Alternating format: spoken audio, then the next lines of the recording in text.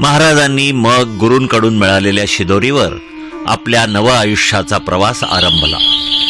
केवळ 12 वर्षांचे महाराज अगदी एकटे शिखरात घनदाट जंगलात फिरत होते।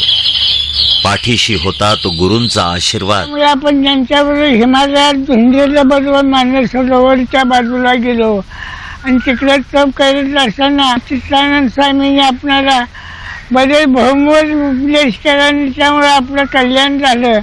आणि ते फिरत आपण पुन्हा काशीला आला। काशीपर्यंत सगळे साधूंची आपली चित्तानंद स्वामीमुळे ओळख पटत होते आणि त्यांचे अनुभव आपण शिकत होतो आणि त्याचा आपल्याला लाभही होत होता। आणि काशीवरून दक्षिणेत पुन्हा कोल्हापूरला आलो। कोल्हापूरवरून दाजीपूरच्या अरण्यात आपण जाऊन तपासाचे तिथे स्थान मानले आणि त्यात आपला बहुमोल वेळ गेला।